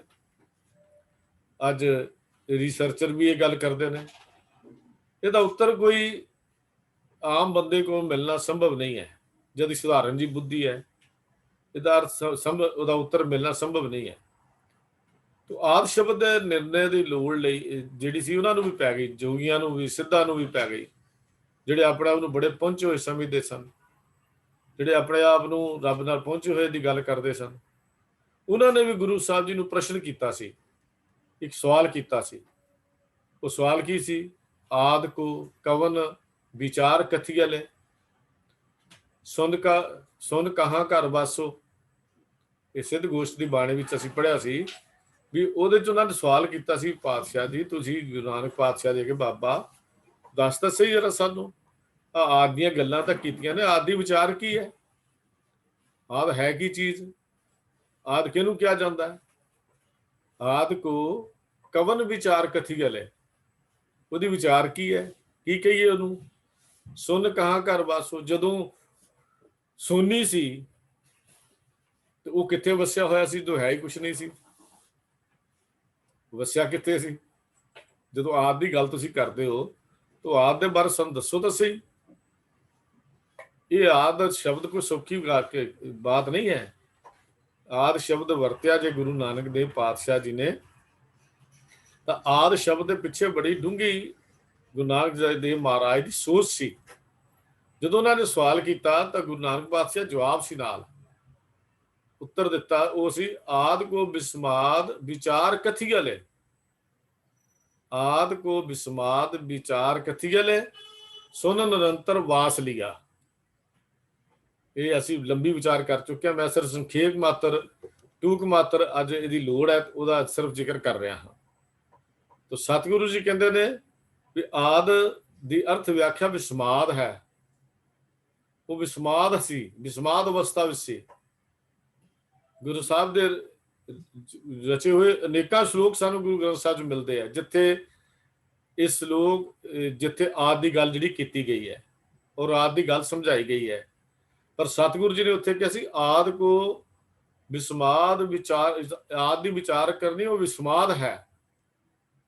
ਮਨ ਵਿਸਮਾਦ ਅਵਸਥਾ ਚ ਆ ਜਾਂਦਾ ਹੈ ਆਦਿ ਦੀ ਵਿਚਾਰ ਦੀ ਜਦੋਂ ਅਸੀਂ ਗੱਲ ਕਰਦੇ ਹਾਂ। ਤੇ ਜਿਹੜੀ ਸੁਣ ਦੀ ਤੁਸੀਂ ਗੱਲ ਕੀਤੀ ਹੈ, ਸੁਣ ਲਗਾਤਾਰ ਸੀ, ਅਟੁੱਟ ਸੀ, ਉਹਦਾ ਲਗਾਤਾਰ ਉਹਦਾ ਵਾਸਾ ਸੀ, ਭਾਵੇਂ ਦੁਨੀਆ ਨਹੀਂ ਸੀ ਤਾਂ ਵੀ ਉਹਦਾ ਵਾਸਾ ਸੀ। ਸੁਣ ਦਾ ਸ਼ੂਨ ਹੈ, ਜਦੋਂ ਕੁਝ ਵੀ ਨਹੀਂ ਸੀ, ਜ਼ੀਰੋ ਸੀ, ਕਹਿੰਦੇ ਉਹ ਤਾਂ ਵੀ ਸੀ, ਨਿਰੰਤਰ ਵਾਸ ਸੀ, ਇੱਕ ਰਸ ਸੀ, ਲਗਾਤਾਰ ਸੀ। ਇਸ ਕਰਕੇ ਆਦਿ ਸੱਚ ਹੈ। ਤੇ ਗੁਰੂ ਗ੍ਰੰਥ ਸਾਹਿਬ ਦੀ ਬਾਣੀ ਨੂੰ ਆਪਾਂ ਪੜ੍ਹਦੇ ਹਾਂ, ਪੜ੍ਹ ਕੇ ਦੇਖੋ, ਆਦ ਜੁਗਾਦੀ ਹੈ ਵੀ ਹੋਸੀ ਅਵਰ ਝੂਠਾ ਸਭ ਮਾਨੋ।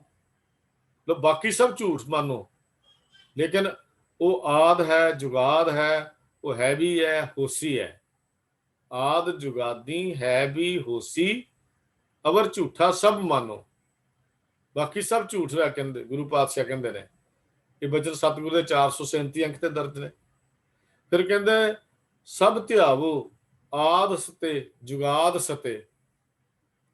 ਤੇ ਕਿਹਨੂੰ ਧਿਆਵੋ? ਆਦ ਸਤੇ। ਆਦ ਦੀ ਗੱਲ ਇੱਥੇ ਵੀ ਗੁਰੂ ਸਾਹਿਬ ਜੀ ਨੇ ਕੀਤੀ। ਫਿਰ ਕਹਿੰਦੇ ਪ੍ਰਤੱਖ ਸਤੇ, जुगां तो जिहड़ा सत सी अज भी है प्रत्यक्ष सत्य। फिर कहते नहीं सदा सदा सत्य जन नानक दास दसौना। ये सतगुरु के बचन 1315 अंक ते हैं। सब ध्यावो किनू आद सत्य जुगाद सत्य प्रत्यक्ष सत्य सदा सदा सत्य जन नानक दास दसौना। गुरु पातशाह कहते ने मैं तो दास हाँ, मैं तो यह गल कह रहा, ये गल समझा रहा भी भाई आओ ध्याइए किनू ध्याना है? जो आद सत सी, जो जुगाद सत सी। तो इत्थे जपन की गल है। इस श्लोक विचों बड़ी सेहत मिलती है कि किनू जपना है, जप किहदा करना है, किहदे नाम हिरदे का हिस्सा बनाना है, उसदी याद का अपनी याद का हिस्सा बनाना है। वो कौन है, किहड़ी शक्ति है, किहड़ी ताकत है? तो गुरु पातशाह जी फिर उत्ते दसदे रहे भी ये सारी कहानी जिहड़ी गुरु साहब जी ने सुझा दी। तो सतगुरु जी इत्थे कहंदे ने आद सच जुगाद सच है भी सच नानक होसी भी सच। ये नवी गल सी संसार दे लई। संसार केवल 3 कालां तक खड़ा सी, लेकिन गुरु नानक 3 कालां तो बहुत उत्ते सी। गुरु पातशाह जी ने जिहड़ी सानू अगे गल समझाई, जिहड़े विचार सानू दिते, वो सत दे दिते। तो सत लफ्ज कोई छोटा लफ्ज नहीं है।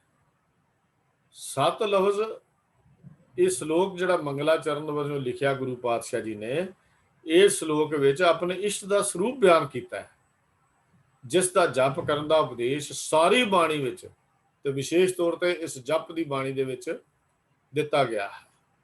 क्योंकि क्यों लिखिया, क्यों होया?